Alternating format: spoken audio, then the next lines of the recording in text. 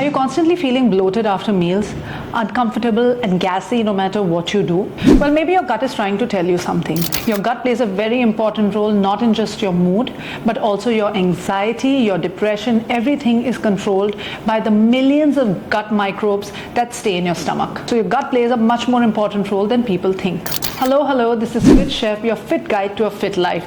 And today I'm going to teach you how to build a very easy, sustainable, vegetarian, gut-friendly diet that gives you a whole ton of energy, great skin, and never again will you ever feel bloated. So let's dive in. First up are fermented foods. Fermented foods are a staple in any Indian household. Think lassi, chas, buttermilk. All of these things are great for your gut bacteria and they keep you happy and cool from the inside out. I also love idli, dosa, or any homemade fermented pickles. These are great for you. Try and avoid store-bought pickles as they are full of artificial flavors and fats that are massive inflammation drivers. I also love combining a nice crisp dosa with like a good fresh coconut chutney. This is a powerhouse combination and your gut bacteria is going to thank you for it. Here are my favorite prebiotic-rich foods. Garlic, onion, raw banana, gluten-free oats, all of these are fantastic.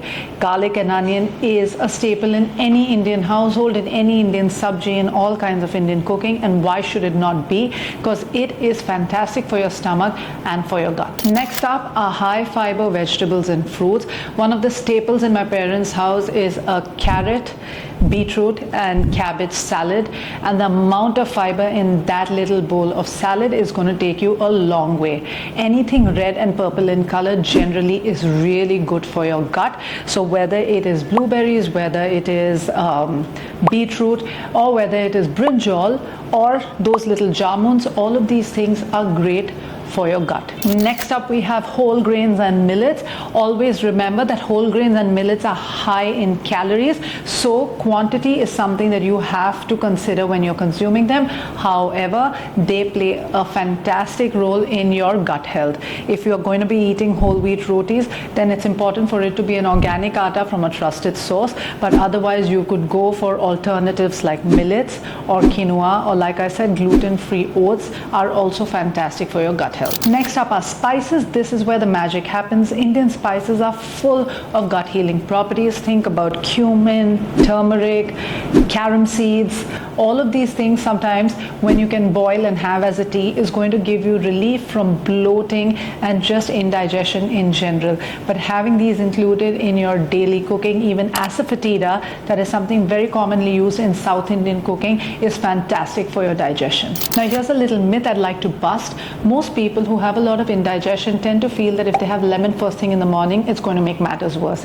In fact, it's the very opposite. Lemon has alkaline properties, so having a squeeze of lemon in a glass of water first thing in the morning is going to do you a world of good. I always tell my clients to have at least 500 ml of water with a squeeze of lime and a pinch of pink salt to start their day, because this keeps their gut happy and it also gives them a massive boost of electrolytes first thing in the morning. Here's my list of things that I'd like for you to avoid. One is highly processed foods. You already know that they are massive inflammation drivers. Two, it's super important to chew your food and eat mindfully.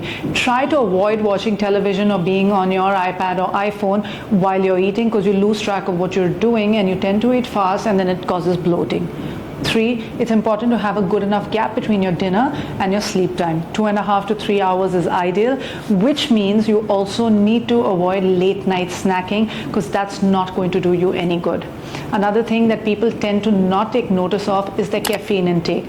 Caffeine is a massive driver of bloating and just feeling gassy and sometimes massive acidity. And even if you're having caffeine, I think it's very important to track the amount you're having and always have water after you have a cup of coffee. Last but not the least, a thing that I notice people do very often is gulping down beverages along with their meals, especially if you're going to have something gassy. Your stomach is going to be well, gassy.